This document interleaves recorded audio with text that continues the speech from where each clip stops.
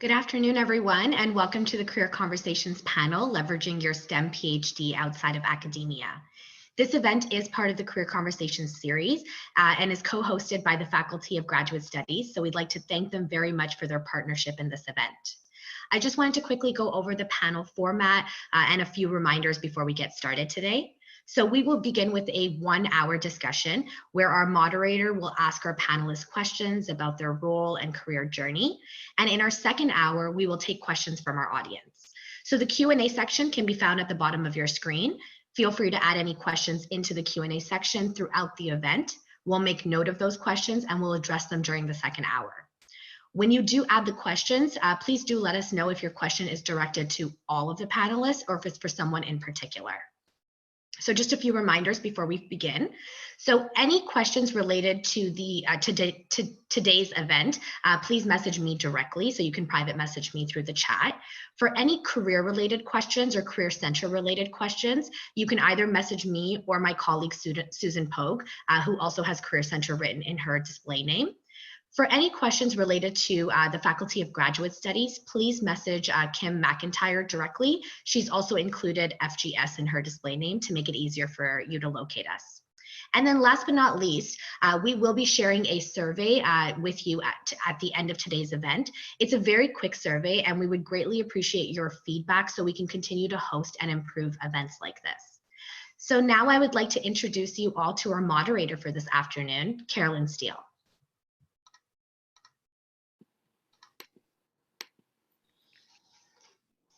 Hello and welcome. I'm glad to see you all, sort of.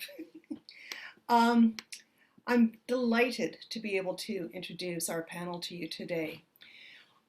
First, I'd like to introduce Ikjyot Singh Kohli, a Ph.D. in mathematical physics, who is now a senior data scientist at Loblaw Companies Limited.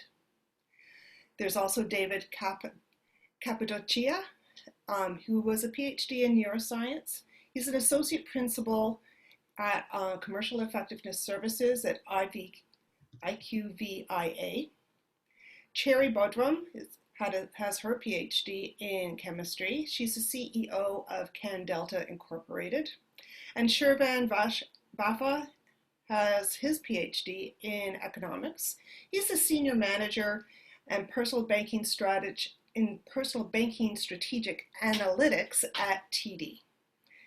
I will begin the session asking our panelists a few general questions, and then once we've got through that for a little while, I'll open the panel up and start thinking about what questions you would like to ask the panelists.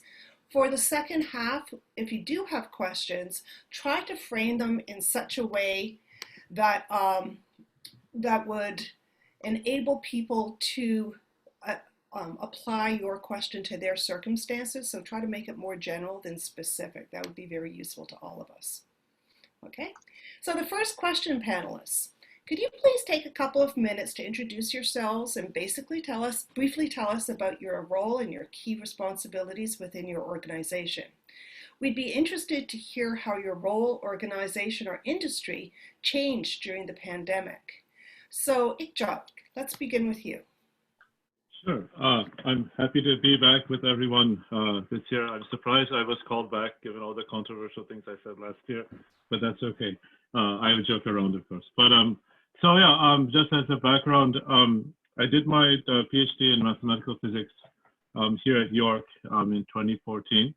And since then, I've kind of gone back and forth between academia and industry, but mostly it's been in data science positions. So right out of school, I was first a data scientist at RBC, and then I went back to academia, so I went back to teaching in the math department.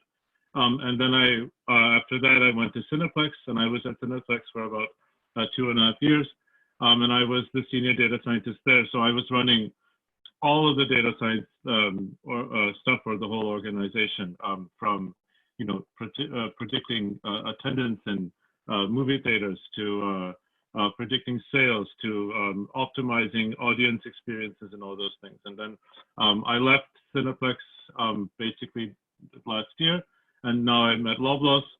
And so I'm once again the senior data scientist at Loblaw. But I'm in charge of all of the data science aspects for a specific and very important part of Loblaw, which is Loblaw Media. So Loblaw is very interesting in the sense that they own Shoppers, they own a whole bunch of other companies. So they're actually one of the largest corporations in the country. They also, I think, have a $70 billion revenue last year, which is huge for a retailer compared to other stores. So I manage the data science strategy for Loblaw Media, which is responsible for all of the ads, all of the targeted advertisements you guys see on Facebook, on your PC Optimum cards, all the little posters you see in on Shoppers Drug Mart or Loblaw. So, targeted advertising, all those things, that's what my team does. And in terms of how it changed during the pandemic, so we were really fortunate that unlike Cineplex or unlike one of these other retailers, Loblaw actually increased its revenue during the pandemic because it was one of the few retailers that basically offers a lot of essential products, whether it's food items, grocery, or just Shoppers Drug Mart everyday items. So we also saw a huge impact in our digital transactions. All of our data science and all of our data tables really increased in size during the pandemic. So we've actually gone on a big hiring spree during the pandemic and increased our team sizes to handle all the incoming data and dealing with the pandemic. But actually, we've been very fortunate that the pandemic has not really affected our business in a negative way. So, and then on top of that, I still continue to teach in the math department. I'm a professor there, adjunct status, so I still teach when I have the time to do so. But that's basically me. So, thank you, David. How about you next? Sure. Hi, everyone. So David Cappadocia. Did my PhD in neuroscience at York University, and now I'm an associate principal on the commercial effectiveness services consulting team at IQVIA Canada. So in my role, I work in management consulting. So that's one of the fields that definitely recruits PhDs and folks with other advanced degrees. So if you're not familiar with consulting, definitely a field to look into. But what I specifically do, what my company does is, I'm essentially a lead consultant on our team, partnering with life sciences companies. IQVIA has a focus on the life sciences space. And what I typically do is partner with the commercial departments in large and mid-sized biotech, pharmaceutical, medical device companies, cannabis companies to help them bring innovative healthcare technologies to the Canadian marketplace. So a lot of that is kind of combining life science expertise and the ability to understand key stakeholders in our marketplace with commercial demands. And so kind of marrying together science and business in a way that leverages a lot of hypothesis testing, data analytics, and finding the best way to solve a tough problem. During COVID, what's happened with us is the life sciences space in general has had some impact. So since I predominantly work with manufacturers, the way that manufacturers can best engage with and support their customers has changed a lot. So trying to understand the best ways to digitally engage versus prior interactions that might be more personalized face-to-face. If you think about the way that pharmaceutical companies, engage with stakeholders in their space, like physicians and patients. So definitely a big pitch to understand how to best optimize that, how to leverage different channels to have meaningful engagements, and ultimately make sure that the right patient has access to the right healthcare technology at the right moment to increase the quality and quantity of their life. So definitely some impact from COVID. My company overall, IQVIA, is a Fortune 500 company with 60,000 employees. I'm on the consulting team, but IQVIA does everything from running clinical trials, including supporting some of the current COVID-19 vaccine trials, through to commercializing, understanding business opportunities, understanding how to bring a product through the regulatory environment within a jurisdiction. So IQVIA as a company is a really large and interesting place with lots of different opportunities for holders of advanced degrees, including those with a data science background, as well as folks that have more of a life science background. And to be honest, also non-science folks. It's a huge company. But pleasure to speak with you all today and answer any questions you might have about consulting or IQVIA or what I do. Thank you so much. Sherry, would you like to go next? Sure. Thank you. Thanks for having me here. So I'm Sherry Boodram. I'm the CEO and co-founder of CannDelta, and CannDelta is a regulatory and scientific cannabis consulting company. We focus on assisting our clients enter the cannabis market, whether that's as a federal commercial producer or at the retail storefront level.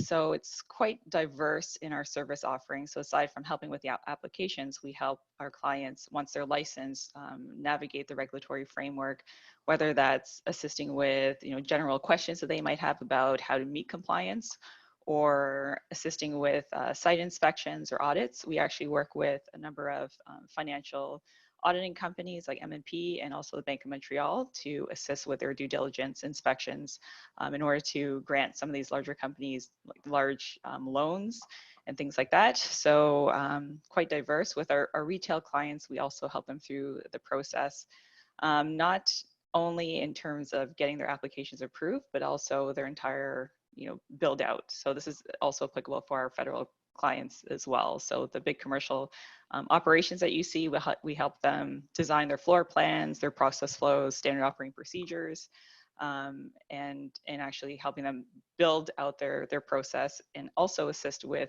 things like product formulation. So our company is largely based on people with scientific backgrounds. So myself, I have a PhD in chemistry. The other co-founder also has a PhD in chemistry, and a lot of our staff either have a master's or a PhD either in chemistry or the sciences. And that was very strategic in our decision because, we know that people with those qualifications have very strong initiative, attention to detail, are very much self-starters. Sometimes it takes a little bit more to get that out of them, but it's there. And I think they just need, the opportunity to be able to, be given that chance to be able to actually, develop those qualities. In terms of how our company was affected by COVID, I would say that I've learned that the cannabis industry is quite resilient. I think it's always been that way, right from the beginning of this industry altogether. So you might have noticed that cannabis was seen as an essential service very early on in the pandemic, which was awesome to see, alongside things like liquor. And the government allowed some new ways of operating, such as allowing for curbside pickup, which was never happening before. It was always, you'd have to go into the store and purchase the cannabis, but now they were actually allowing for some deliveries. That didn't actually stick. It was just really just for that period of time of COVID, but it's something that could develop. So, I mean, in terms of our company specifically, we do have a lot of service offerings, and because the industry is so robust, we were able to, luckily do fairly well within, that period of time, especially on the onset of COVID. But what we did find was really important for our business was to be able to pivot in the way that we become a lot more visible. So because we don't provide products and we provide services, it's a little bit harder to be able to showcase our brand sometimes.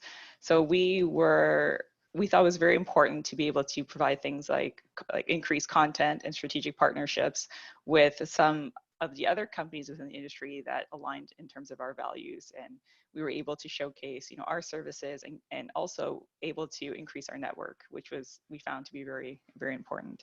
So the cannabis industry has tons of opportunities. I think we're going to cover this probably a little bit later on in our company as well, but in the industry as a whole. So I'll stop there. Thank you so much. That was very interesting. I'm now going to ask each of you to share a brief 1 or 2 minute overview of your career story, how you got from being a PhD student to where you are now, but the short story. So David, let's start with you this time. Sure. I think, is there not one more panelist? I thought there were 4. Yes, Shervan still needs to answer that first question. Shervan, my deepest apologies. I'm sorry. You flipped off my screen and I missed you there. Shervan, I'd love to hear from you. Sure, no problem. Oh, I'm not sure why there's a background here. Looks great. Yeah, it's a bit different. So first of all, I guess thank you, Career Center, and particularly Serena, for just inviting me back and giving me a chance to give back. I really, really appreciate that. So I work for TD, as you can see, and the team that I support is a team of data scientists. We provide data science and analytics support for our money in side of the bank. Money in is basically any money that's flowing into the bank in forms of checking accounts, saving accounts, investments, etc. We manage the analytics of that portfolio. Before that, I used to be a manager, and I used to be sort of an internal consultant within our area. So I would go around and solve different types of problems, from analytics, data science, to automation, natural language processing, etc. In terms of how, and so that's my daytime job. I also am a co-founder in a startup. We provide data science and AI solutions for mostly marketing companies on the side. In addition, when I can and I have the time, I come back to York or Schulich, and I teach a course here or there as well. And I'm hugely grateful for that as well, because it gives me a chance to be connected to the academia as well. In terms of how COVID has impacted the bank, I think the first thing obviously was we could see in numbers how if families and Canadians were being impacted through the money, through their money out, so like their lending and borrowing behaviors, as well as through their savings and whatnot. I think there were a few different challenges. One was the main focus at the very beginning was for the bank was to make sure that all of our colleagues or all the employees at least feel reassured. There's a lot of uncertainty, so the one certainty that they could provide was a job security and making sure that everyone's taken care of, along with a whole bunch of different mental health and other sort of initiatives that would have been necessary to make sure that the workforce they feel supported through the pandemic. From a customer point of view, I think the first priority was making sure people have access to the financial services that they need, because as you all know, a lot of the branches were closed initially. And so finding quickly setting up online platforms for a variety of different things that we typically we didn't have before, and supporting all the data and the analytics for each of those to make sure that they go through smoothly, from considerations from fraud or automating a lot of decision making and things like that. I think that was sort of the secondary consideration, and then beyond that, it was the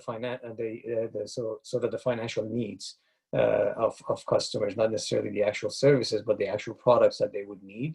A lot of people needed breaks on their mortgage payments and credit card payments and so on. There's also a bunch of customers or Canadians who have some level of wealth accumulated as a result. So how do we best help them with giving them the right advice when it comes to investments and so on? And overall, to be honest, on a day-to-day basis, it's for me particularly, it's not as I would say fun as being in the office and being able to interact with people in person. We used to work from home before as well, so this is not new, but the fact that we can't be in the office at all, I think a lot of people are starting to miss that a little bit. But on a day-to-day basis, it hasn't really impacted on how we work and what we do, other than everything is done remotely and online. We deal obviously with databases for the most of our during the day mostly, and Hadoop or some other programming languages or databases. So that element of that aspect hasn't been impacted as much. Was there anything else you wanted me to cover? That's great. Thank you very much. I appreciate that. David, then, can we go back to you and hear about your career story? Sure, absolutely. So, so when I was about halfway through my PhD at York, I realized that lots of things I loved about science, loved working on teams with really smart people trying to solve tough problems. I was pretty fortunate. I had a really good PhD supervisor that was pretty supportive, and we had a good atmosphere with people being around the lab. So it was a good place to work. But I knew I wanted to do something else. So about halfway through my PhD, I started having some coffees with other people that had done PhDs in sciences and moved on to other things. For all of you out there, if you're a student that's looking to learn about careers, a lot of people are very happy to have a coffee with you, or I guess a virtual coffee now. So please do feel free to reach out. But yeah, I was able to do that, learn a lot about different options from people that had transitioned from academia to industry. And one of the places that really I just found I got on with the people, I thought the job was very interesting, was working in management consulting. And so when I was looking at those different opportunities, there are several companies that I connected with, learned about, went through recruiting with, and the company that really just hit it home with me and was a really good two-way fit was IQVIA, where I currently work. So they had a lot of experience with people moving from a sciences PhD into a consulting position. So there was a lot of really good support there as far as filling some of the knowledge or skills gaps that they anticipated me potentially having. The other thing I did during my PhD that kind of helped me know, A, that I wanted to do consulting, and B, that I could do it and be okay at it, was I did some volunteer consulting work during my PhD to get a little experience and kind of see what's it like when you parachute into a company and come up with a marketing strategy, because I'd never done that before. I did neuroimaging.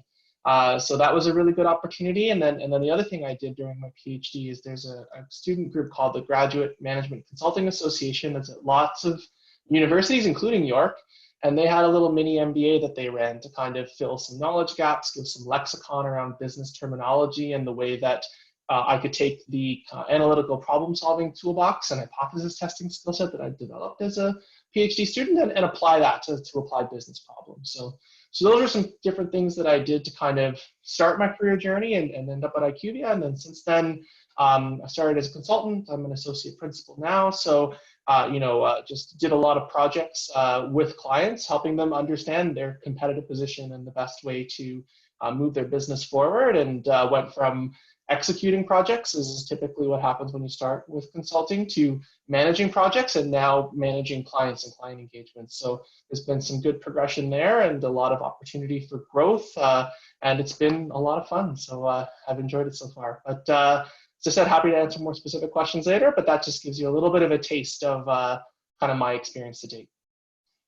Wonderful, thank you very much. Sherry, how about you? Great, you switched it up there. Okay, good. You can hear me still? We can. Okay, perfect. Yeah, so my I guess road to where I am now. So after I finished my bachelor's degree, I guess that's where it started. I went to the University of Toronto, and at the time I was, at the end of my academic career, I was applying for positions, and our career center happened to have a posting from Health Canada for a position of a drug forensic chemist. So I applied and I happened to get the job. So I actually took a year off. I was going to go to grad school right after from my bachelor's, but decided to take this position.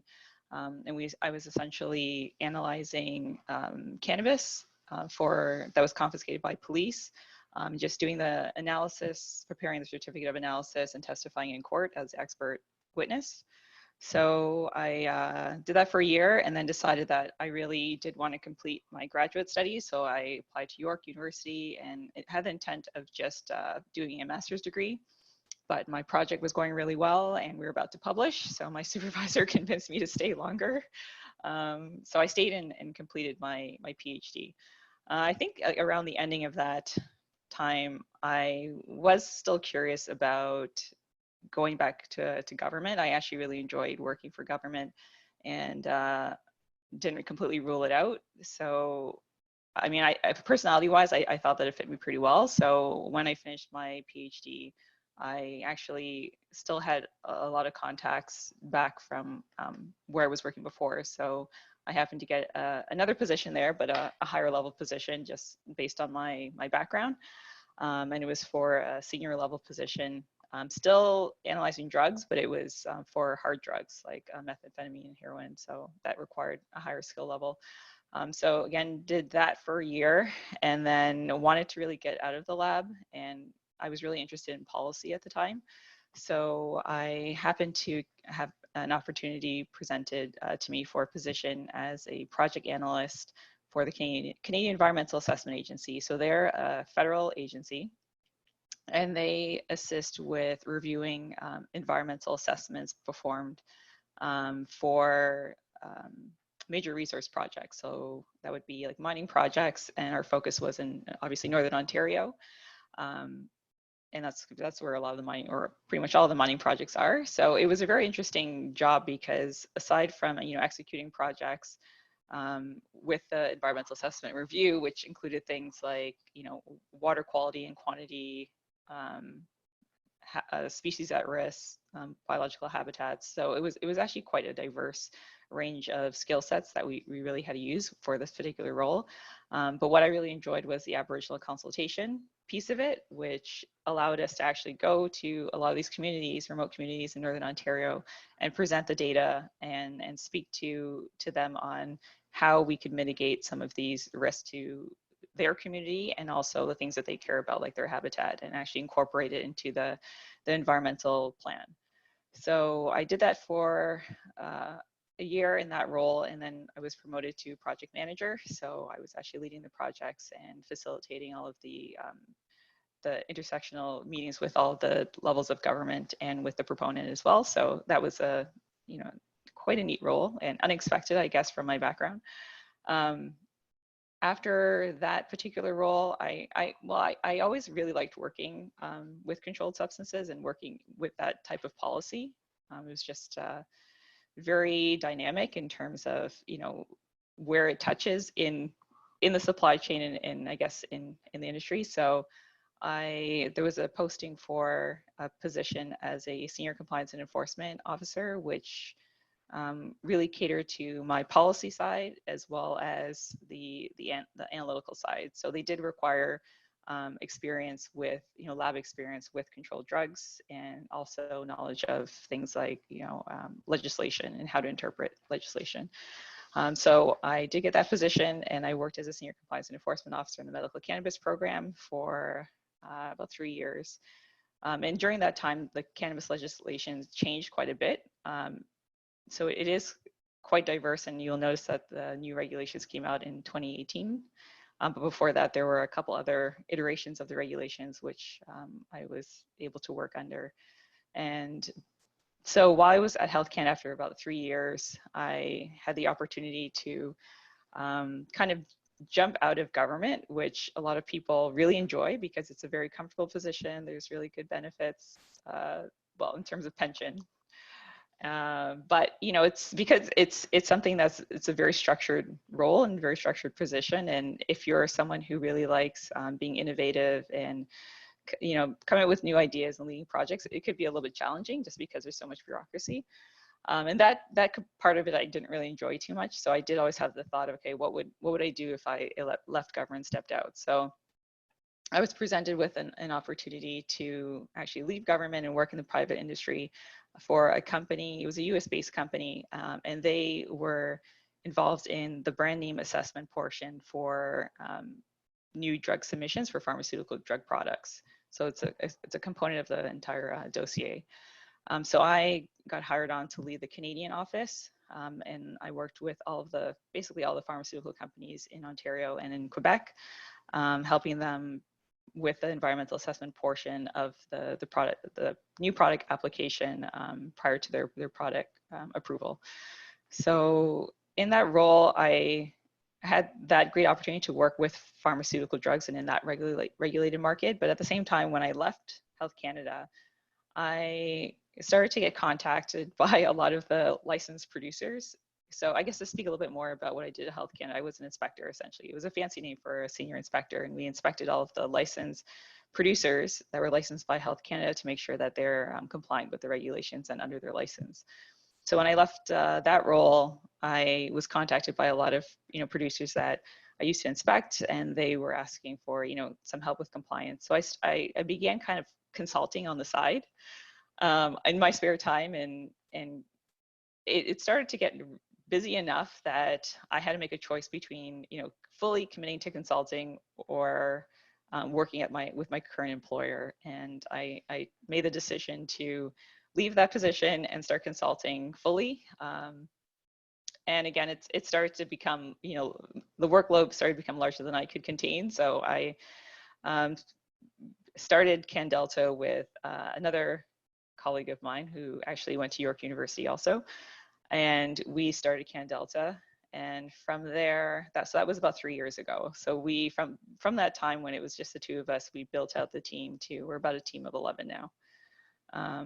So we mainly focus on applications to Health Canada for the, the legal industry, but also, those slew of services that I was talking about in terms of, just general compliance, education, inspections. So it's quite broad. If there's anything that anyone has questions about in terms of meeting the regulatory requirements, they come to us. So in that time, we've expanded quite a bit. Thank you so much. That's very interesting. Yeah. Shervan, how about your career story? When I'll start with my PhD and how I transitioned into maybe the private sector. So while I was doing my PhD, I did a lot of just digging and talking to other professors within our department and other departments. I was extremely lucky to get a research assistantship position with Professor Kim in the sociology department.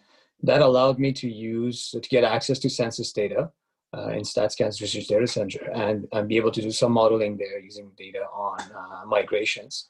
And in addition, one of my co-supervisors, Professor Jacek, had an engagement with the Ministry of Finance, the Ontario Ministry of Finance, to provide them with some consulting and advice on some of their modeling approaches and whatnot. And I managed to tag along. She was kind enough to take me into those sessions, and I built a lot of relationships there, as you can imagine.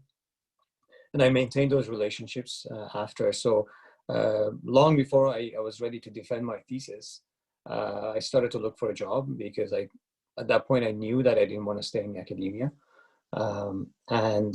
Those contacts within the Ministry of Finance essentially helped me get a job in the Ministry of Transportation.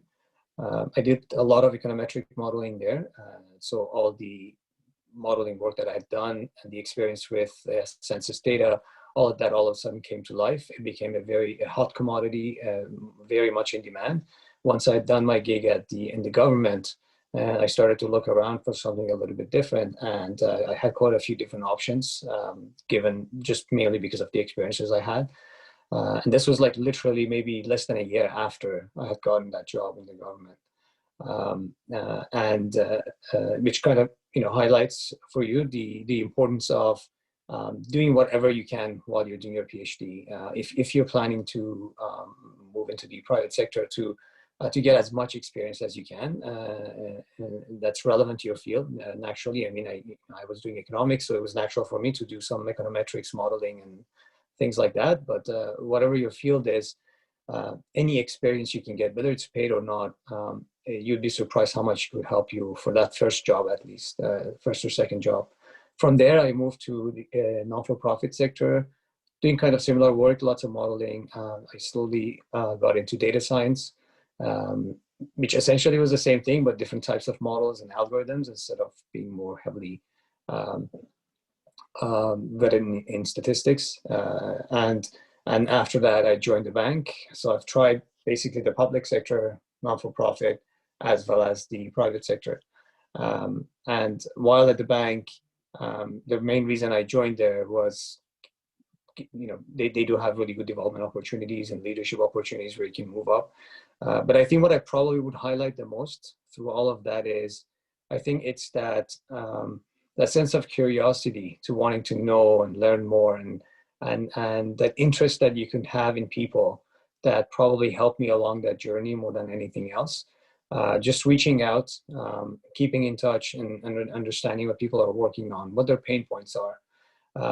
And every time, when there are opportunities, sometimes you just take an opportunity as it comes, because you don't have any other options. But when you do have options, sometimes those connections can help you a lot in understanding the culture of the place you're walking into, because that culture essentially is what makes you or breaks you once you're there. You can be very, very successful if you're in a culture that suits you, or it could end up being, just a good learning experience and nothing more, depending on how you fit into that culture as well.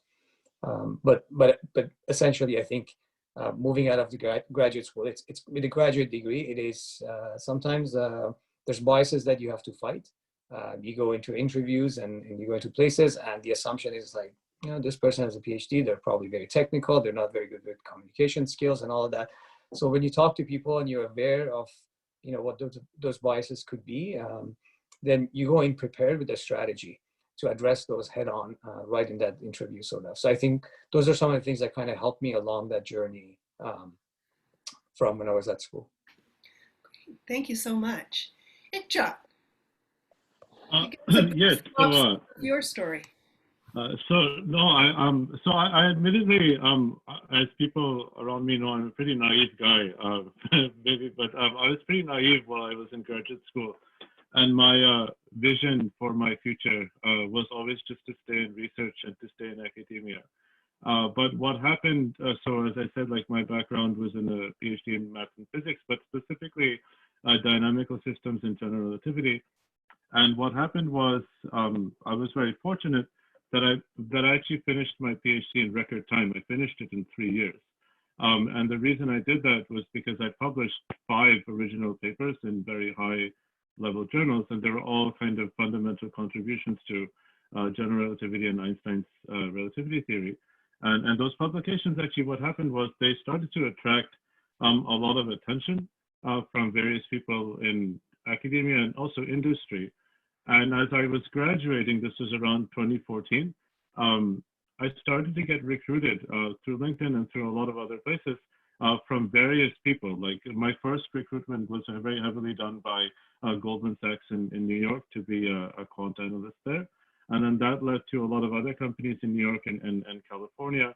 But I always wanted to stay at home. So I figured if people are so excited about me in the United States, then certainly that will be true in some companies here. So that was true. I started to get recruited very heavily by RBC and Scotiabank a lot. And I chose RBC because I was very excited about the group that they had done there for data science and risk analysis was very much like a research group that you would find in a university type atmosphere. So I ended up going there.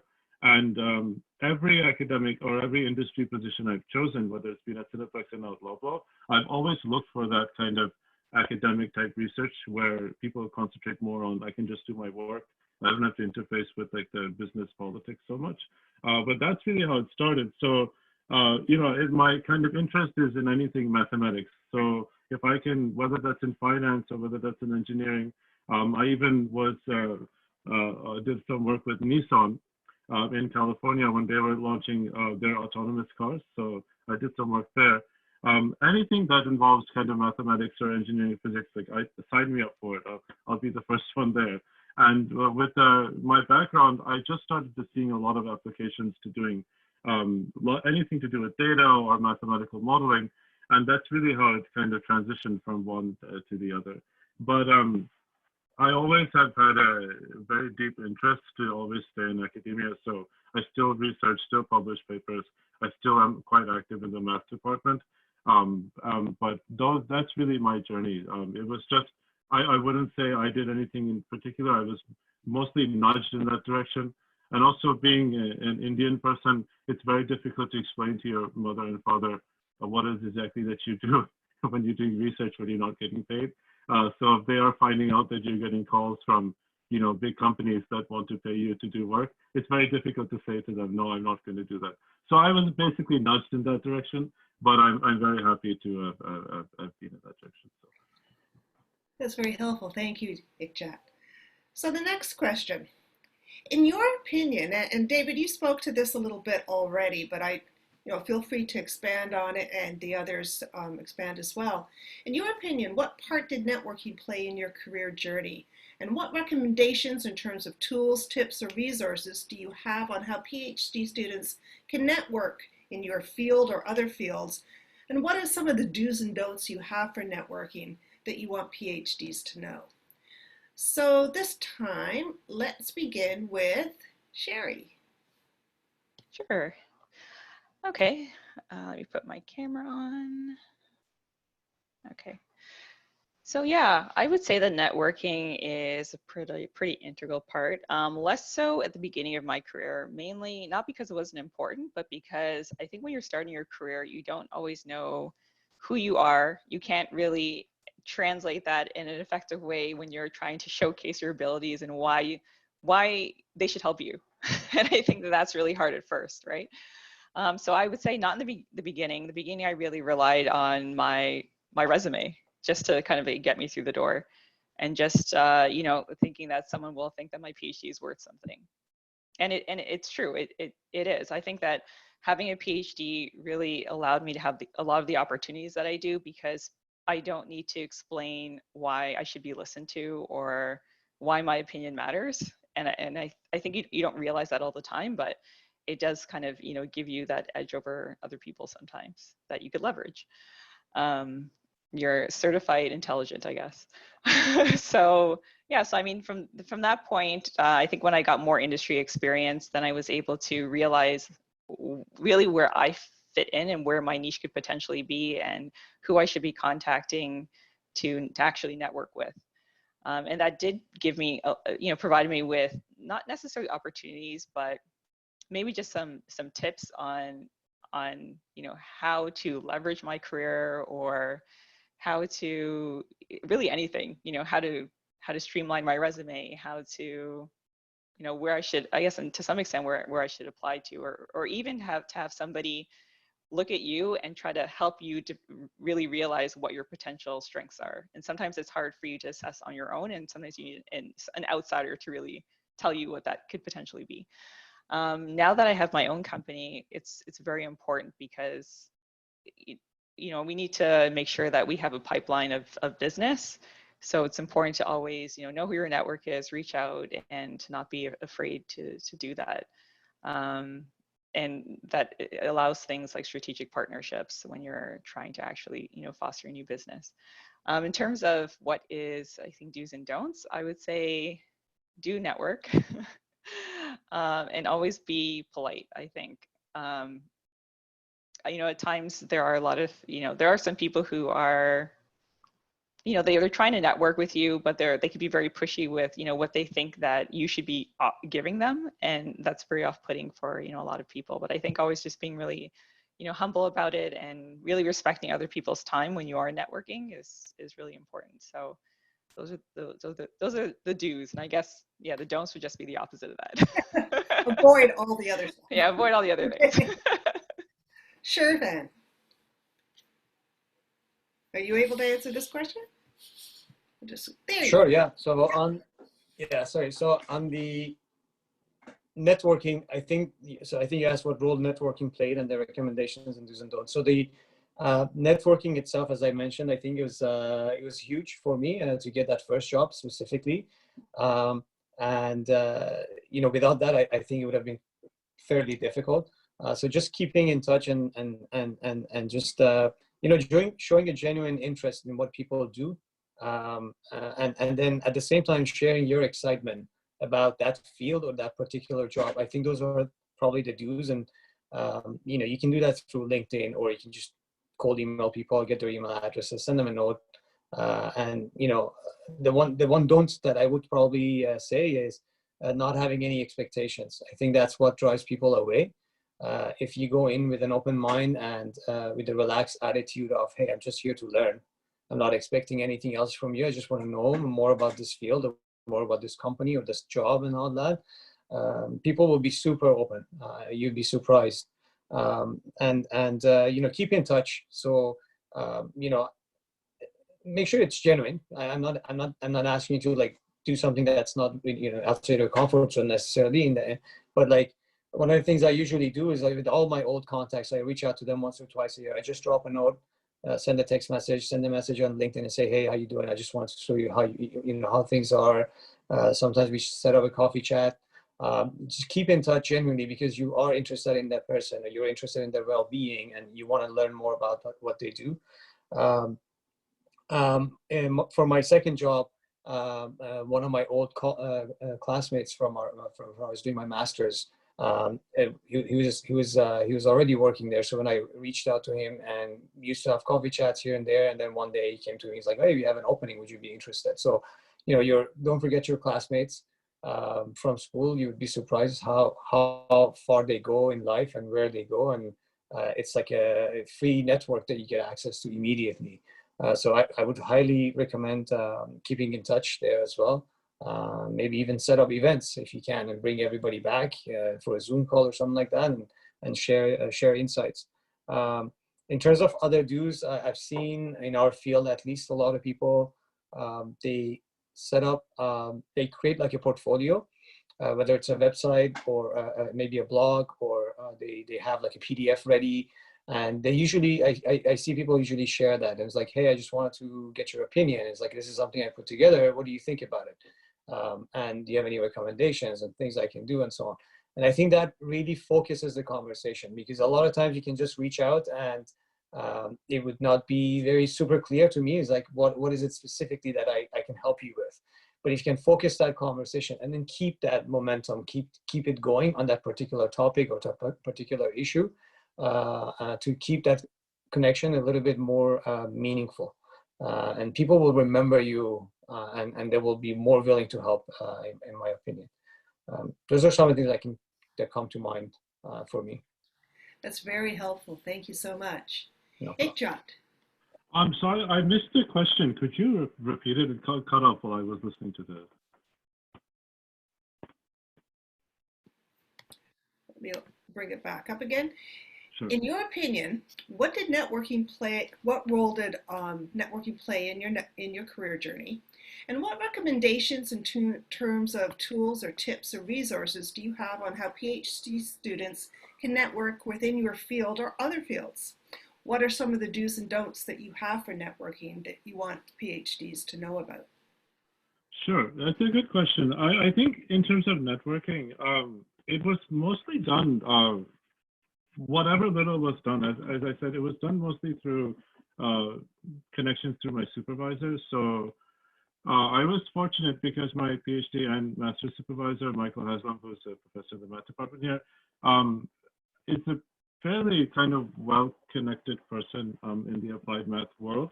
And what really was interesting was he's done a lot of, and continues to do a lot of top secret work for the US government, so for the US Air Force.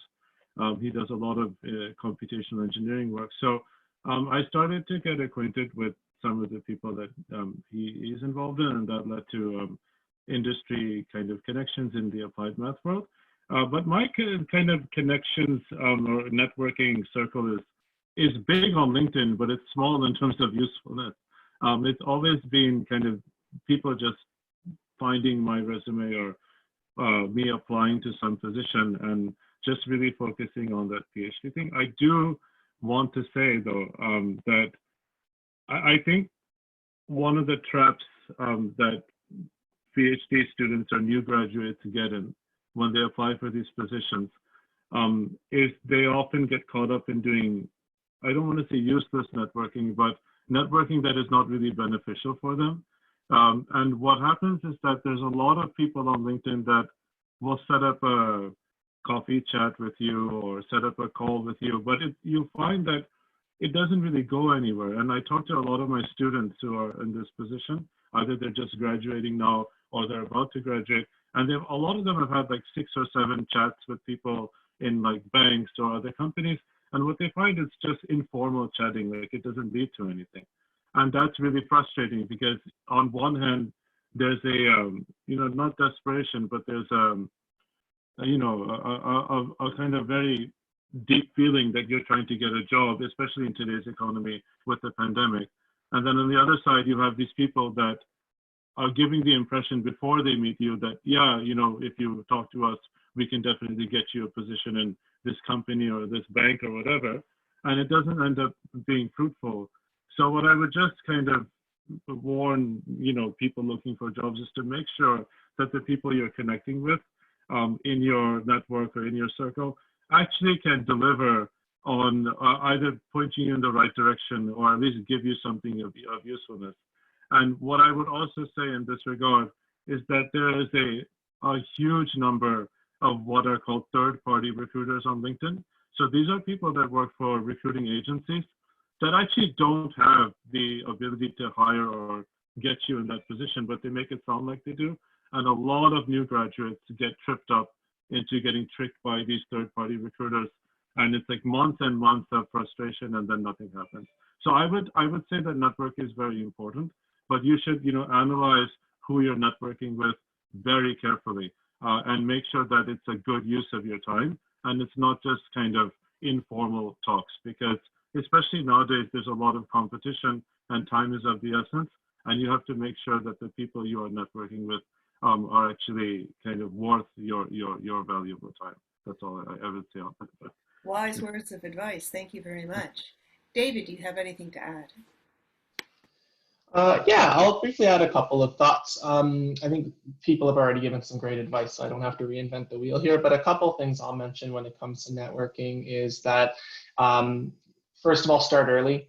It's usually quite apparent when someone is right at the end of their PhD or in the third year of their postdoc, and it's kind of, I got to find something. So if you can kind of try to start early, even if right now you really think you want to stay in academia, start understanding those options so that you can really understand, if you choose to stay in academia, what you're not doing, right? Because everyone thinks about working in industry as some sort of alternative academic career, but the reality is that's where the majority of PhDs end up. So it's actually academia is the alternative. So if you're going to stay in there, make that an active choice so that you know what you're actively choosing not to do, because you have a pretty good idea of what academia looks like.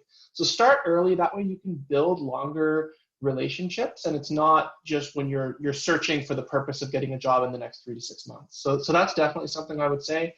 From an employer perspective too, networking is really important, because then you become a known quantity, and that's really important for several reasons. Number one, it de-risks you as a hire, because there's a huge cost to a company making a bad hire. A lot of people think more about the job seeker wanting to get the job, but the company wants a good employee. So you kind of de-risk it for the company. They know who you are. If part of your job, like mine, is about building and maintaining relationships, you've been able to do that with networking. You've left a positive impression with some of the people that connected with you. Maybe they can refer you for a position if it becomes open, and especially for PhDs, that can be quite critical, because if you just apply online through HR, you might not map into exactly what the job description is. And if you just apply online, then you're leaving that up to an HR rep to figure out what a PhD does and whether or not they're someone who could fit a potential role. Whereas if you go to someone who works there, have a touch point, and if you start early, maybe even have a couple touch points over a year or two, then they're like, what, I've got this opening on my team. I've met this person a couple times, seems like there's something there, and they might submit your resume directly to the hiring manager. And it gets around that whole thing, which especially for a large company like mine, we have 60,000 employees, right? Like HR is trying to, it's as important to remove 190 resumes from the pile as it is to find the 10 people we interview for the position. So that's a really important consideration, and that's a real value that comes from networking. Another thing when it comes to networking is if you meet someone at a networking event, really important you follow up. Like I can't count the number of times I've been at a networking event, talked to 30 people, and maybe one adds me on LinkedIn the next day. Like, you want to have timely follow-up. You want to put something in your follow-up message that is meaningful, and so people will remember you, like, hey, we talked about this thing. I found it really interesting. It would be great to stay in touch. So that's something I would definitely advise. And the last thing, as far as where you might want to network, if you're looking at a field like consulting, as I mentioned, the Graduate Management Consulting Association, they've already got a lot of that set up for you with case competitions that bring consulting companies like mine to the table, so that you can meet us and do some case competition work or a mini MBA. They have a lot of great networking opportunities that are specifically tailored to the people that are in charge of recruiting at the consulting company, connecting with advanced degree candidates like yourself. Outside of that, if you're looking in the life sciences space, Life Sciences Ontario is a really great place that has monthly meetups. Also, there's something called the Science to Business Network, which was actually founded by people that moved from science to business through this old CIHR program where they used to pay for your MBA. The program's done now, so you can't get a free MBA, unfortunately, but Bruce Seat runs this fantastic program, and that's where you can meet a lot of folks that are working in consulting, pharma, like you name it, every piece of hospital systems, every piece of the healthcare system. So some really great opportunities there. And the last piece I'll touch on is kind of some of the don'ts. Don't ask people how much money they make. Don't ask them if they can offer you a job tomorrow. Don't kind of come to the informational interview and pull out your resume and put it on the table. Like, if it's an informational interview, try to keep it informational. And I also find that it's good to just do a little bit of Googling of someone's company before you meet them, because especially at my company, where IQVIA is not the easiest thing in the world to pronounce, but it's nice when people, when they talk to me, have a little of an idea of kind of what they do. And I find, especially working in the pharma space, pronouncing words in general can be hard. So quick YouTube search, you can usually hear what the molecule is if you're talking to someone at a pharmaco or something like that. Makes a big difference, right? Because it shows that you came prepared. And even though you're there to learn, you're valuing that other person's time by doing a little bit of prep work so that you can have a conversation that's a bit more tailored to some of the questions that you want to get answered that you can't find from just doing a little bit of Googling. And that's a really good way to kind of differentiate yourself so that you have a more meaningful interaction with someone that works at a company, which is going to be great for you learning if that role, if that company, if that functional area is something you're interested in or not. And also down the road, if you want them to potentially champion you for a role, they're going to remember you better and be like, that person really came across well and clearly was prepared, has a clear interest. Like, I want to learn more. And ultimately, that's what interviewing is, right? It's learning more about someone and seeing if there's a two-way fit. So that would be some of the things I'd add, but I think you've gotten some really great advice from the other panelists. So, it's a lot of information for you to use. Thank you, David, and I couldn't agree more. We've got some great advice today. Along those lines, Shervan, let's start with you this time. What advice do you have for PhDs who are looking to apply in your company or industry? What should they be marketing? What skills should they be gaining or improving while they're still in their PhD? And what tips do you have for PhDs who don't really have relevant experience in their field of interest? Yeah, so those are really good questions. So I think in terms of, if you're interested in the world of data science and AI, and I know there's a few other people on the panel who are much more well-versed than I am. But at least from my perspective, I mean, there's, as you can imagine, there's a high demand for PhDs who specifically, people who can code well and have a really good, solid foundation when it comes to statistics. I think that will be sufficient to get you through the door. If you're interested in becoming a data scientist or a machine learning engineer, for example, or any other AI-related type of work. That being said, it is getting harder and harder. The candidates who come through, they have so much more qualification than they did 3 years ago, 4 years ago, for example, when I moved into this field. So anything you can do to differentiate would probably go a long way. Some of the other core skills that you would need are some experience with data manipulation, particularly SQL, and if you can do something a little bit more on maybe big data, so languages like Hive or Impala would be super helpful. Any public cloud certifications that you can get, those would be extremely helpful.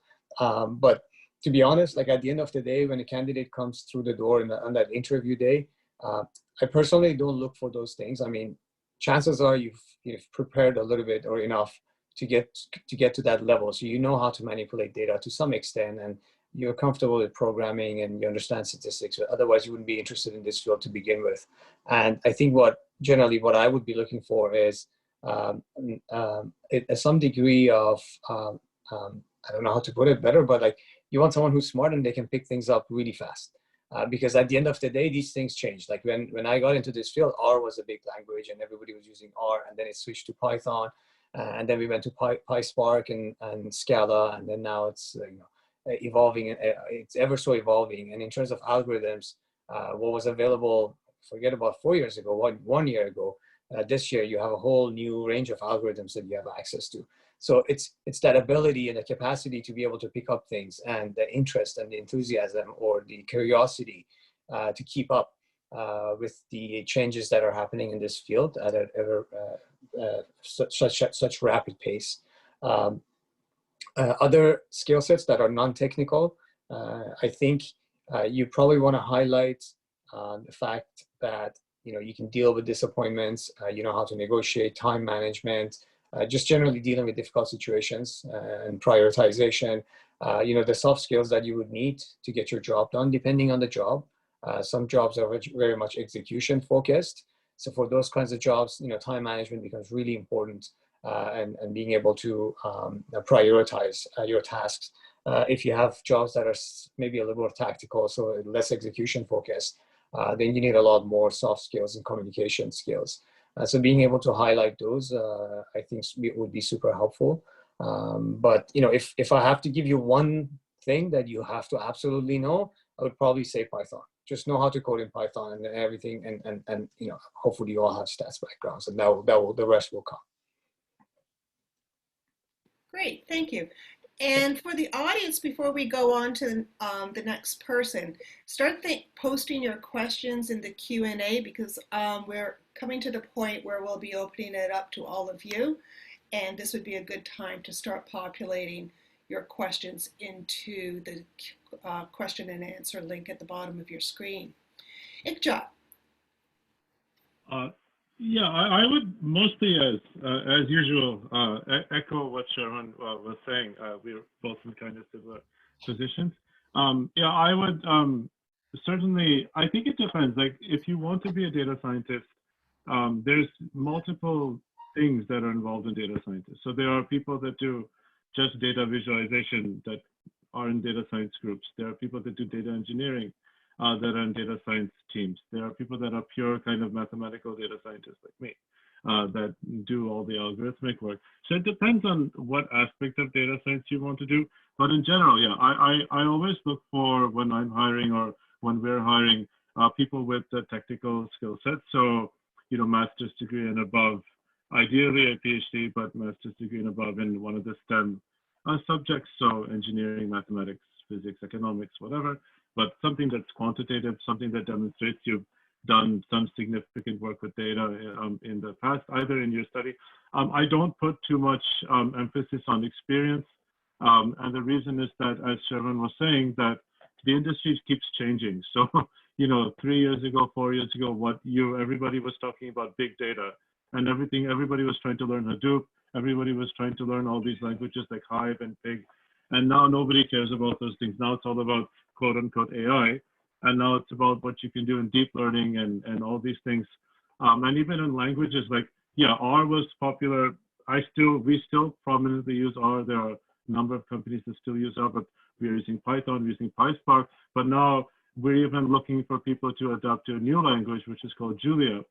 And Julia is, in my and many people's predictions, is going to even overtake Python maybe in 5 or 6 years from now, because Julia has a lot of advantages that Python doesn't in terms of just pure data science. So I look for, and I think that's why PhDs are so attractive in this field or any kind of quantitative field, is because that they have demonstrated that they can tackle all new problems and difficult problems and adapt to different scenarios.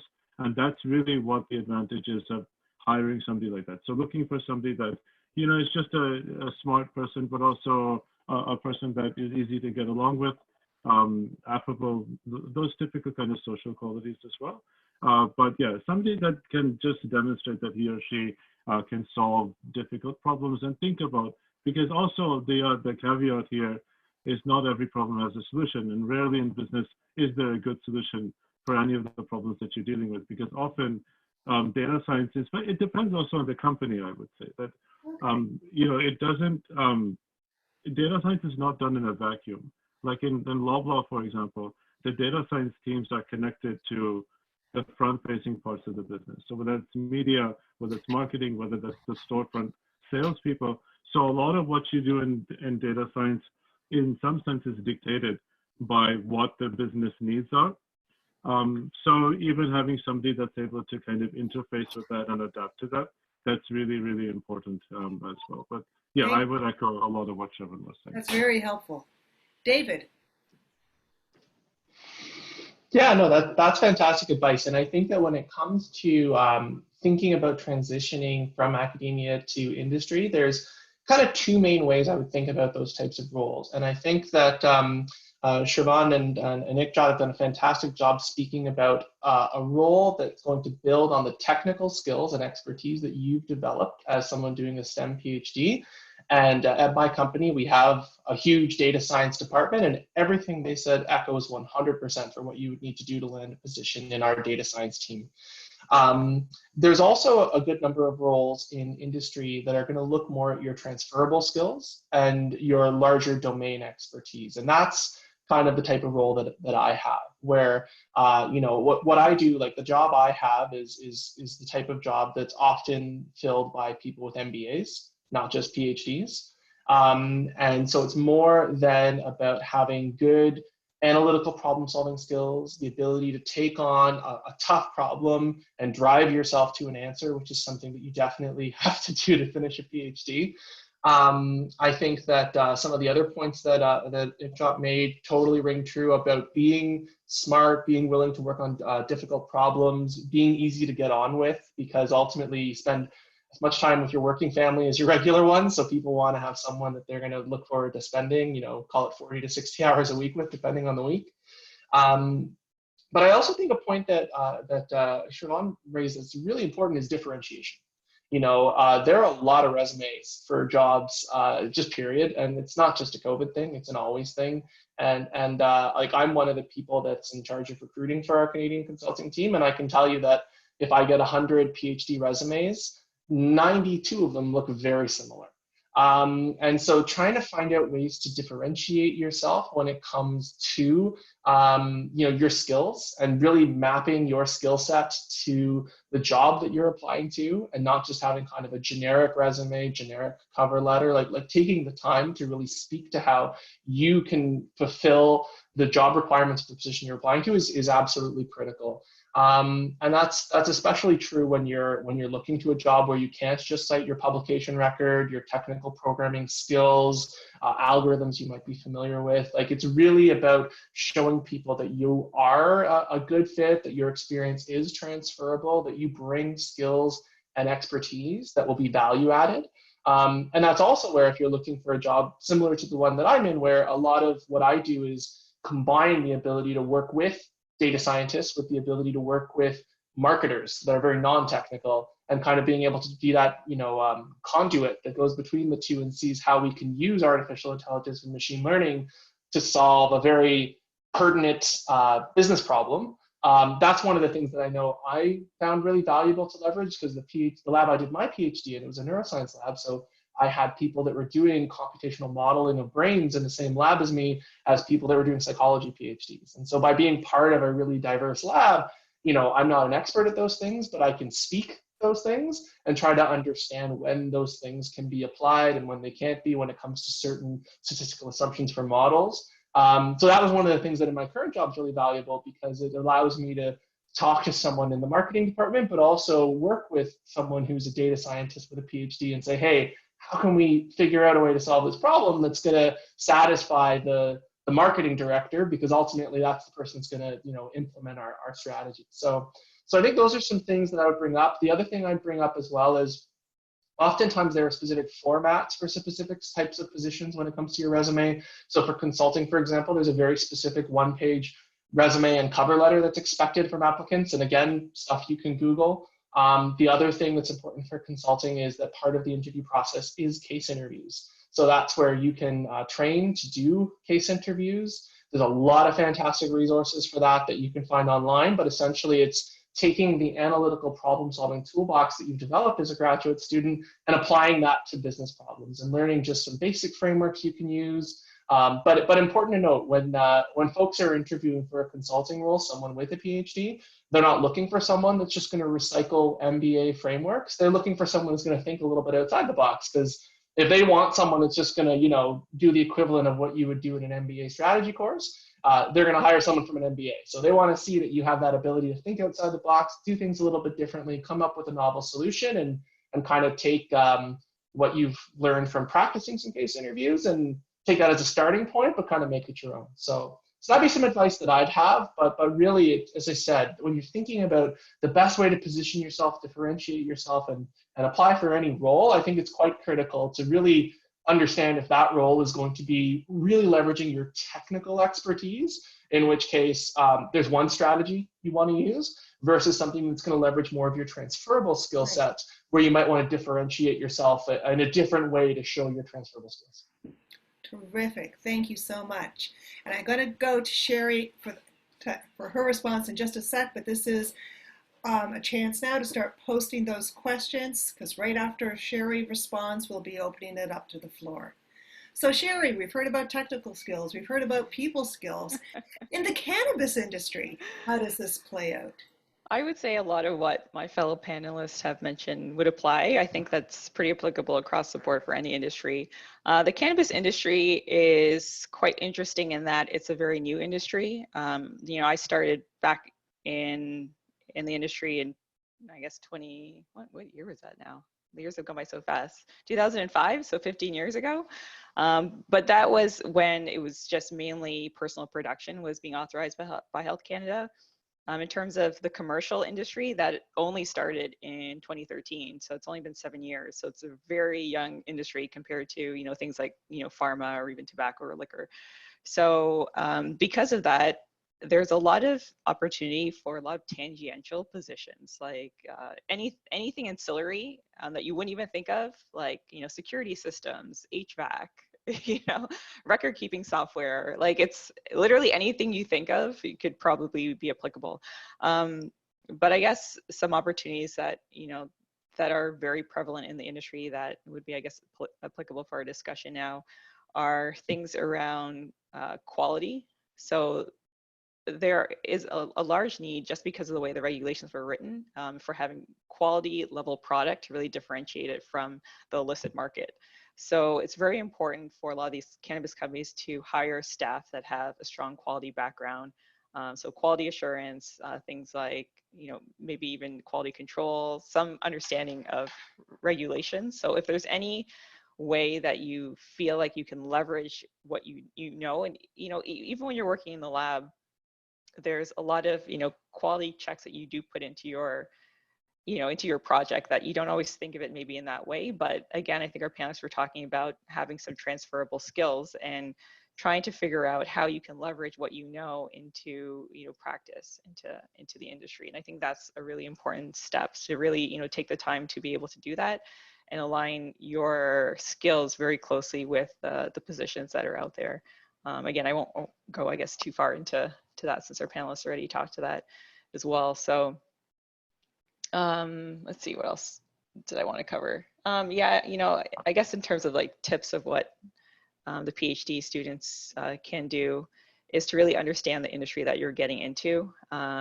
There is a lot to learn about the cannabis industry specifically. There's a lot of education pieces out there, just because of because it is such a new industry and there's a lot to know. There are a lot of great programs that offer additional courses or webinars, especially now that everyone's on Zoom these days. So it's a lot more accessible than I think it used to be. There's a lot of different platforms that you could get a lot of information from and just become really knowledgeable in the industry and figure out what your niche is and how you can really leverage your skills to fit that role. That's marvelous. Thank you so much. Okay, folks, at this point, we're passing it over to you, and I'm going to pass the screen over to Serena Sohil, and she'll start going through some of the questions you've been submitting and asking the panel from those. So Serena? Yes, thank you, Carolyn. Hold on, I'll turn on my camera just here. Thank you so much. So I just wanted to start off. I know we had a couple of questions in regards to receiving a recording afterwards. So we will be sharing a link to the recording after the session, whether it be today or this week sometime, and we will send you an email with that link. So you'll be welcome to rewatch this session and also share it with others as well. So for our first question, I'm just going to filter through. We did have some questions in regards to teaching positions, so I'm just going to skip over that just because of what the topic is for today. But I guess for any of our attendees who may have wanted to get into academia, and that's kind of still their job A and their ideal goal, what advice do our panelists have for those students in terms of, I guess, one, making that transition and what to consider, you know, as an alternative in these different careers? So what we can do in this circumstance is anyone who wants to jump in, I guess, just turn on your camera so Carolyn knows that you wanted to just jump in for this question. So any advice when it comes to that?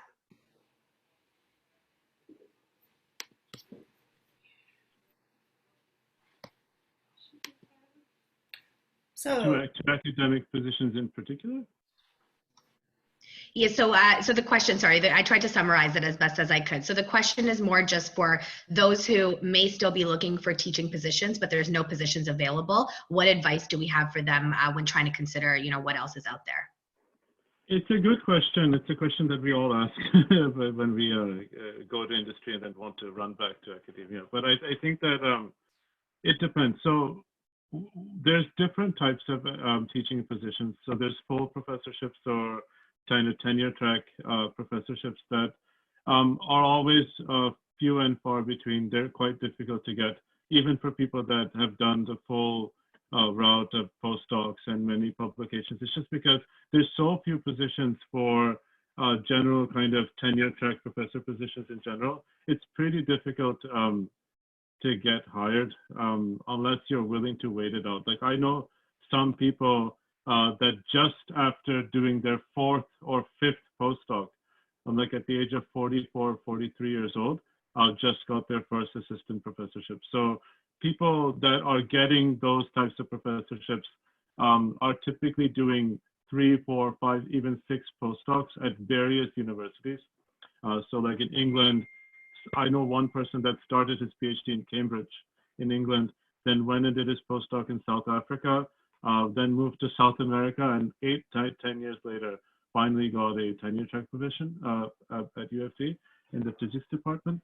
But then the advantage is that a shortcut way to getting into a teaching position is to really take your PhD and start in industry, and then build up yourself as an industry expert, either in data science or in a field related to that, that's in demand. And what's happening is that a lot of schools, whether it's business schools, so Schulich, I was at Schulich for, I was teaching on and off there for the last 2.5 years, based on my industry experience. Queen's Business School, Rotman, all these business schools are looking for people who have business industry experience to teach. So they're always actively recruiting people in those industries. And then quite frequently, there are QP or union type assistant or just sessional lecture positions, and you can always apply for those.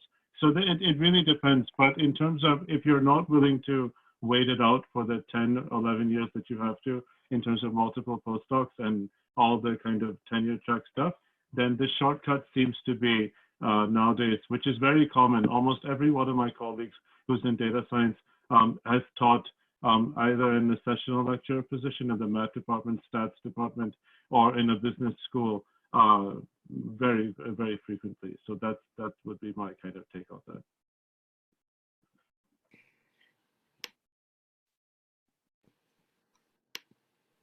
Excellent. Thank you so much, Ikjyot. does anyone else have anything to add to that before we go to the next question? Yeah, I might add something. If you're thinking about staying in academia, that's great, but that doesn't stop you from learning about industry. And I think that it's one of those things where if you're looking at the type of journey that it involves to get a tenure stream position, and if that's what you want to do, go for it by all means. But you might be looking at, depending on your field, anywhere from 3 to 12 years post PhD. There's no harm in doing a 4-month internship in industry and seeing if you like it and seeing if you can learn things. So I think that internships might be a really good opportunity to try a hat on I know there's some wonderful programs that MyTax runs, for example, to fund internships for PhD students. So that might be something worth looking into. But I think that when it comes to thinking about staying in academia, it's important that you also know what you're not doing. And oftentimes, at least I found when I was doing my PhD, there was a really good idea about what that would look like if I became a professor. And it wasn't really until I started learning a lot about industry that I saw what my career might look like outside of it. So that's where I don't think there's any harm in doing a little bit of discovery and seeing if there's some volunteer opportunities to learn what that looks like, or, as I said, formal internships if you can get them. I mean, always good to try the hat on, and then if you decide you don't like it, like, you can always go back. So that might be some advice if you're kind of on the fence and you're not sure. And the other thing is, I know other folks that have landed academic positions that having a little bit of industry experience was actually quite helpful, especially if you're looking at working in a business school or an engineering department or certain chemistry departments where they're specifically looking for people that might be able to do some of that bridging. So just some things to consider as you decide what you want to do next. Terrific. Serena, next question. Okay, so Carolyn, it's Susan. So we have another question. First, this question is specifically for you, Sherry. First, the person is saying that the panel has been very great and that they thank you all. So the question specifically for you, Sherry, says that your field sounds like it requires a lot of social science knowledge, but you specifically come from a technical scientific background. So how did you pick up the social science know-how along the way? And do you see technical scientists with formal social science education as having a significant leg up in the industry? The particular person that's asking said they have an undergrad in sociology and then worked their way up to a PhD in physics. Okay, that's a great question. So I guess just to clarify a bit more on, I guess, my background and a lot of what people are looking for in the cannabis industry specifically.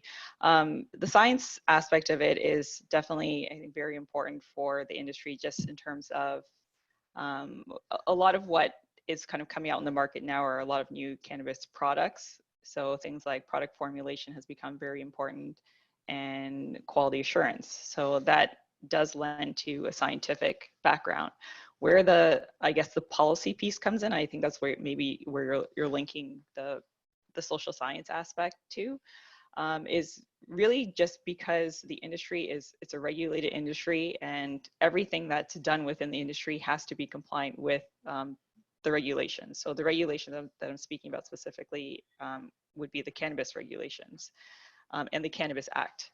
So being able to interpret the legislation and translate that into something that's actionable, that's kind of where the two go hand in hand. So it's not necessarily that you need to have a social science background, but it might be helpful maybe if you have more policy experience and you understand how to interpret legislation.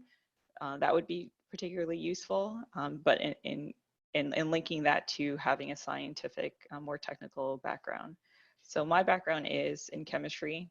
So you have a PhD in chemistry. What I happen to leverage, I guess, through my career journey is falling into an industry that is highly regulated and having to understand the different policies and legislation around it in order to do my job. And having that experience kind of took me to where I am right now.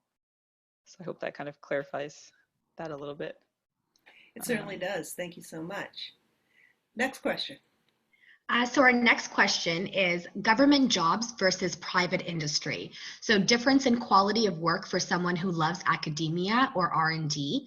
So this person says that they know the private industry is usually better for R&D, but the government's leverage in contracts that go out to private companies sound really interesting to them. And this particular person is in the space industry. I can only speak to like my experience because I've experienced both. But again, I don't feel like it's directly relevant to their background. But you know, from where I was, I think the thing that was most different is the culture.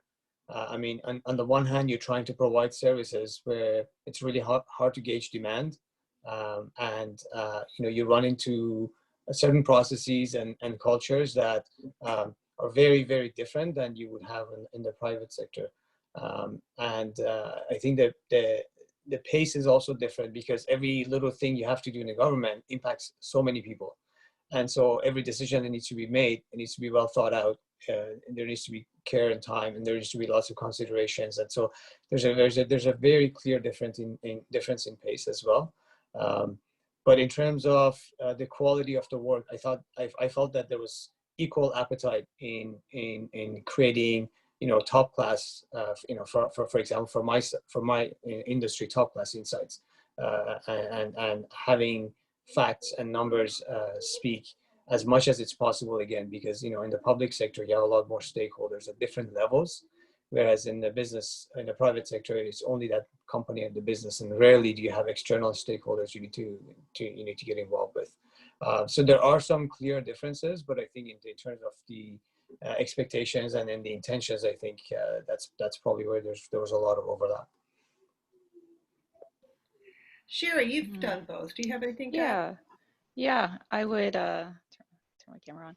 I would echo that. I think that hold on, my camera's not connecting there. Okay. Yeah, I would say that working in government is definitely, because it's more structured and there is a bureaucracy, there's less opportunity to be a little bit more creative, whereas in the private industry, you have a lot more, leeway to be able to do that. So I think that's where the difference really lies in terms of quality of work. I would say it's consistent. Everyone, even if it's a private company, they do want a high level of quality, research, and because that eventually is going to turn into something that's a product or that's marketable. So that's their end goal. So they do want that up front. If it's a publicly traded company, then it becomes even more complicated with having key investors and shareholders that you're accountable for, and having to put out news releases and things like that. But in terms of quality, I would say that it's both across the board. Government is, because it's structured, sometimes the projects could be very specific. A lot of times there's funding that's associated with these projects, so you kind of have to stay within that proposal sometimes, whereas with private industry you might have a little bit more opportunity to deviate from that. Yeah, so I would say both are fine. It kind of just depends on what avenue you want to go to. Thank you. That's very helpful. We have another question? Yes. So the next question is around anticipated hiring trends. So someone is asking, will data scientists still be a lucrative, popular role that would be high demand anticipated over the next 5 years and after that? Yeah, I can jump in. Obviously, Shervan and others and David will probably jump in as well. But no, I think it's definitely going to be in high demand. I think as companies like Loblaw, like any company that deals with customer data that will see their amount of customers increase over time will have bigger and bigger data sets, and will need more and more data scientists to analyze that data. I think the only caveat is that there are some companies that are moving towards these kind of out-of-the-box automated solutions. And I think you have to worry about that because they're not as good as the companies that are selling these solutions claim that they are. But that's for a different discussion.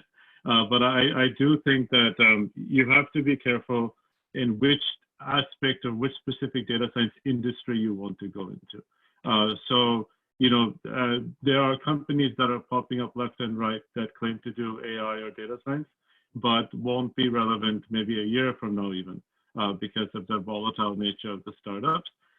So you have to be very careful about which specific aspect of data science you pick. And I think, and then given that, you'll always have a demand for these positions, certainly. So that's my take on it. I don't know if anybody else has. Yeah, I would 100% echo all of that. I think not a day goes by, especially in this day and age, where I just remind myself of how lucky I am to be in this field, because there's so much demand at the moment, even in the midst of all that's going right now. And I think that strong demand will definitely continue. I think the nature of the job might change, as Ikjyot mentioned as well. You do have more and more automation coming down the way. It's far from being the perfect solution, but it is coming. That doesn't mean that you should not be well versed when it comes to algorithms and the programming side of things, because those are skills you would still need. And in addition, I think there's going to be more like different types of jobs as well. So, like right now, initially data science was a very specific, narrow job title. Now it's becoming a little bit more broader, and there's a lot more things that you can do. And I would definitely agree with Ikjyot. It's really, really important. I think one thing I would probably, if I have to leave people with in terms of like, what do you look for? To make sure that you're in the right place or the right industry or the right company, is make sure it's something that has an action attached to it. You go in there, you do something, and it actually results in change, whether that's changing thinking or changing how the organization interacts with its clients and customers. But there needs to be a clear line of sight in terms of, I do X and it results in Y, and that Y is tangible and you can see it. I think those are the ones that you're probably going to see survive a little bit more long term.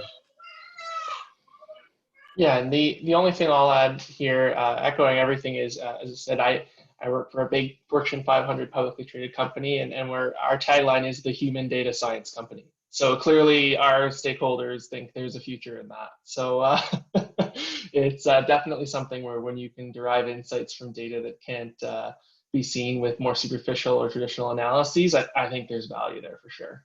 Yeah. Brilliant. Thanks so much. Serena.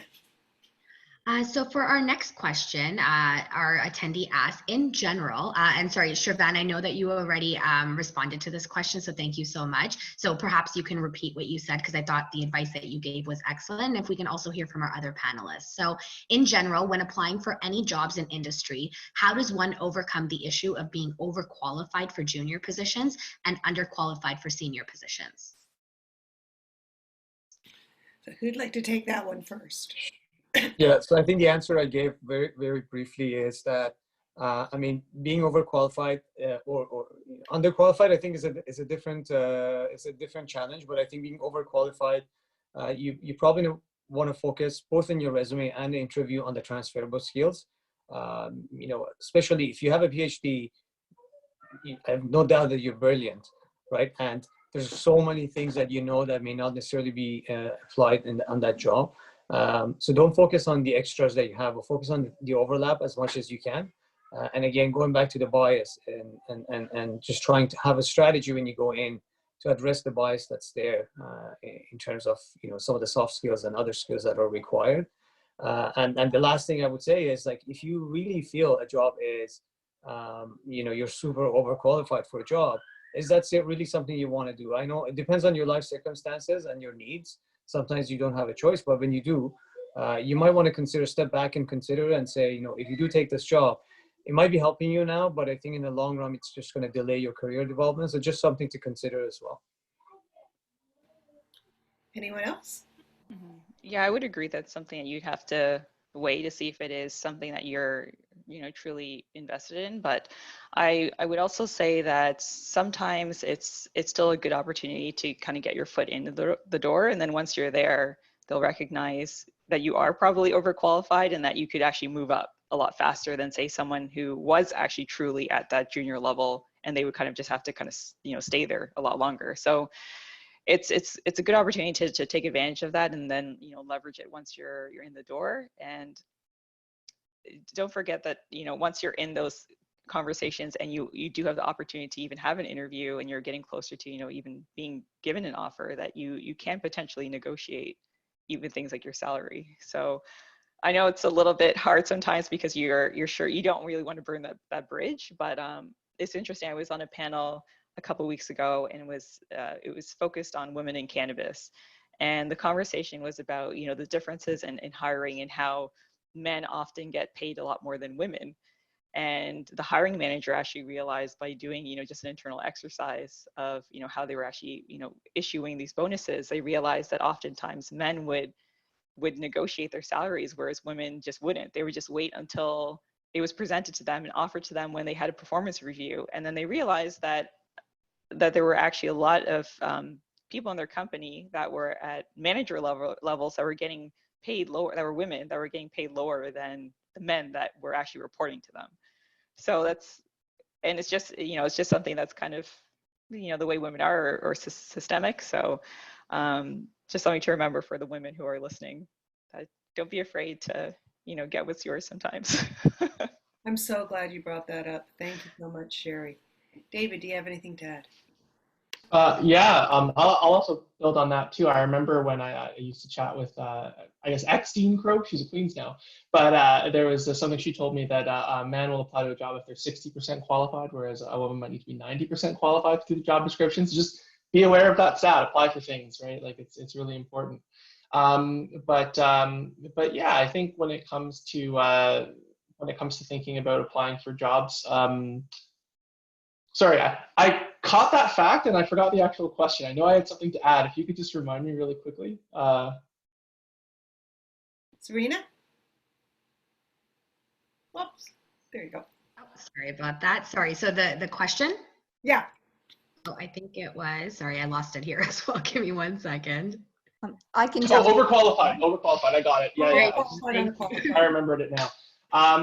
So the thing I was going to add here is oftentimes that's also something that speaks to networking, because if you talk to the people about the role you're applying for, you can have an informal conversation about how your skills align with that role. And also, if their concern as an employer is that you're someone with a lot of education and you might not be interested in something that seems more entry level, it de-risks it, right? Like, the person that's spoken to you can say, yep, I talked to that person, they're really interested in the analyst role, and they were aligned there. So it's another thing that allows the hiring manager to have a little bit more information that they don't have if you're just a resume. So that's another piece where networking comes in, so that you can understand, A, is this a job I want? And B, not have that bias against a PhD that perhaps you're too experienced for an analyst, but you don't have enough work experience to be a manager. So what do we do with this person? So that it gives the hiring company more context so that they see exactly where you slot in. So that was the one thing I was going to add. And we're good. Is there any more questions? Okay, so Carolyn, we have another question around MyTax internship opportunities.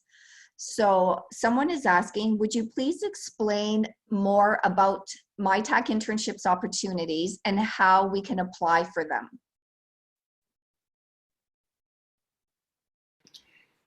So who was it that was mentioning MyTax? Was that you, sir? I think I brought up MyTax. Okay. Yeah, and it's a wonderful organization. I'm not an expert on MyTax, but I will say that I used to work with Christine McDonald, who's I think the head of MyTax Ontario. When I was a PhD student at York, we did some stuff about like teaching business skills to students. But my understanding is that there's PhD and postdoc opportunities where essentially industry can sponsor you to spend some time working on a business problem for a company. So it's a way to potentially integrate that into your degree. I see Kim has turned on her camera. I know FGS will have a better answer than I can provide, but definitely something worth looking into. Yeah, so I can just give the very brief overview of MyTax. They do have a number of different programs. So they have things for both graduate students at master's and PhD level, and for postdoc positions, and different programs for each of those categories. Some of them they always involve both the trainee, so the student or postdoc, and a supervisor at the university, and an industry partner. And sometimes the funding has to be split. So your supervisor needs funding. Sometimes the funding comes entirely from the partner organization.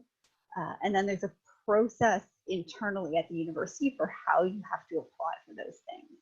So if you're interested in MyTax opportunities, definitely check out their website. They also have some open opportunities where there's been a company that says, hey, we're looking for someone, but you can also make your own application if you have an organization that's interested in the program.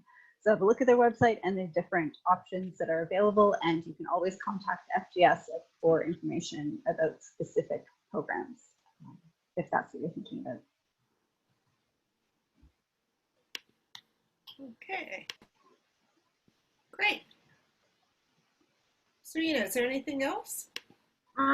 We might have time for one more very quick question before we close off today. So in terms of applying for positions, and Shervan, I know that you answered this one already in regards to TD, but I'd love to hear if anyone else has any opinions on this. So in terms of applying for positions at a company, would it hurt your chances to apply for different positions even if they've rejected you before?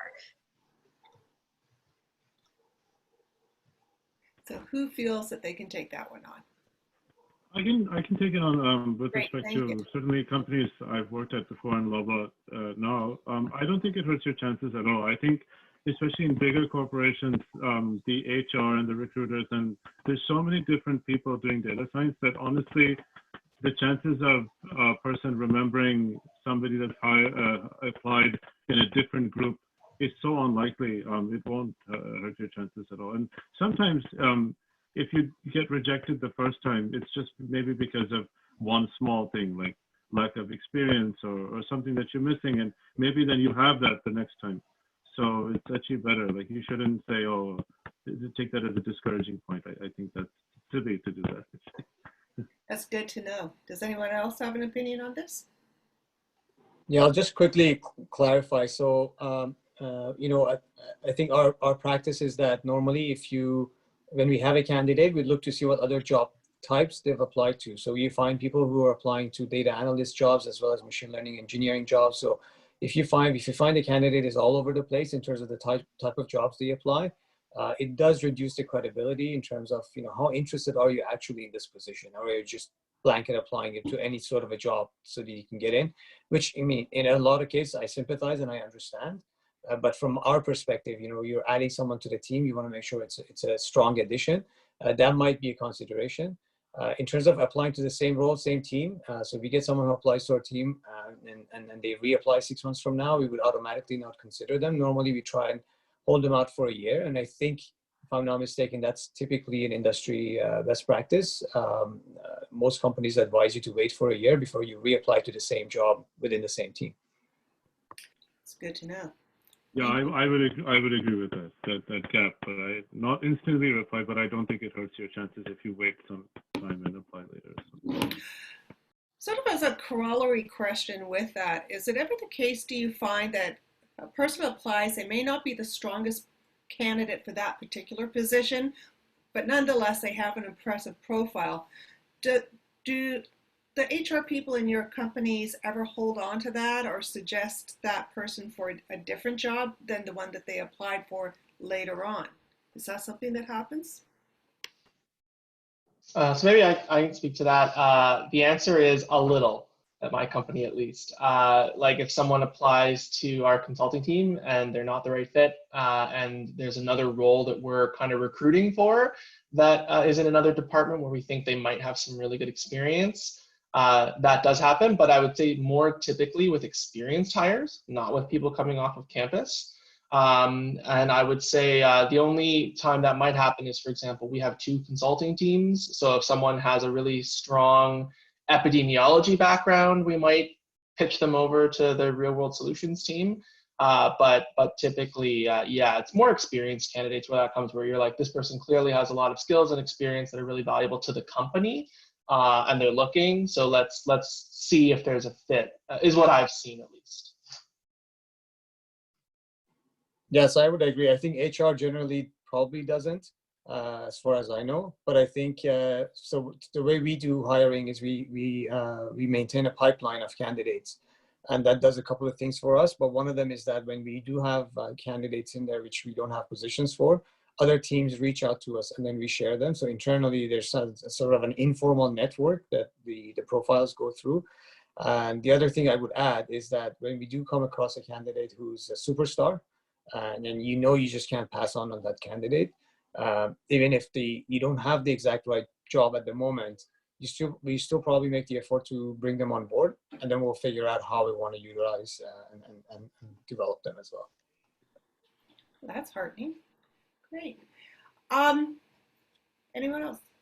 Before we wind up, I'd like you to take a few minutes to post in Q&A what you found most valuable. Usually when this is a face-to-face kind of environment, the panelists can see your faces and they can see your reaction and get a sense of what's resonating with the audience and not. But in this current format, it's rather disconcerting to look at a screen and all you see are white names on a black screen. So it would be very helpful for the panelists if you gave them some feedback as we're ending the session. I just wanted to say a couple of, make a couple of notes of some of the main themes that we heard today. And I think they can sort of fall into two areas. One is you folks have a ton of technical knowledge. And some of you may want to leverage that. That's what you want to do in the professional world, which is great. But there's also lots of ancillary skills and experience that you can be developing while you're working on your PhD to enhance that. So you have something other than just your technical skills, you have something other than your technical skills to offer. Yes, you have technical skills, but you have the capacity to work as a team member, somebody that you like to talk to socialize with, that you can engage in a positive and professional way with clients and with government contacts and other industry liaisons. And of course, the stereotype of STEM is that you spend all your time with your head in your books and in the lab, and perhaps not so much socializing. So anything that you can do to break that stereotype and show that you have not only top quality technical skills and knowledge, but also the ability to engage people in meaningful and productive ways would be terrific. Then we heard a lot of stories about how people sort of took their level of education, took the macro of being a PhD, but directed it in a different kind of direction other than pure science in really interesting and diverse ways.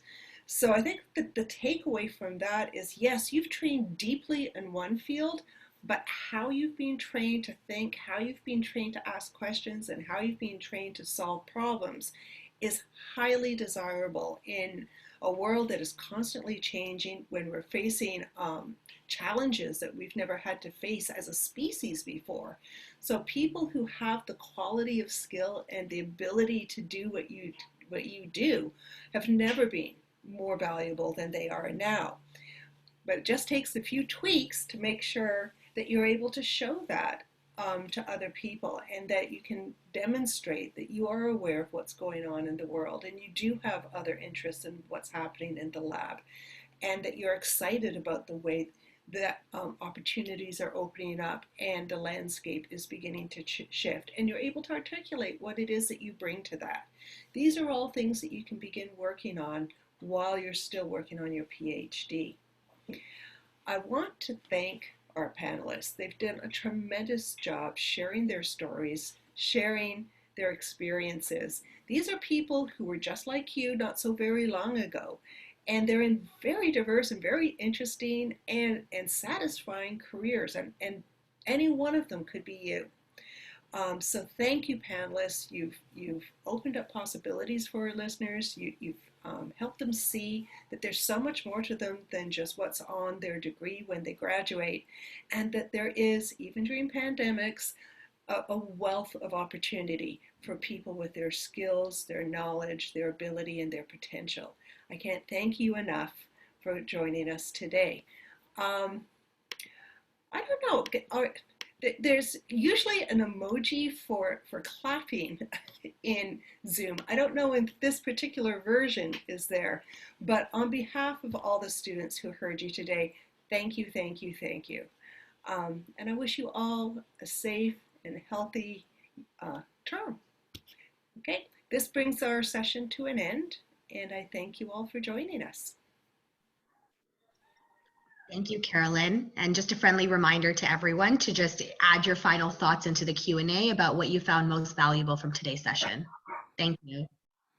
And thank you to Carolyn and Serena and everyone to being such great hosts. It was really helpful. Thank you.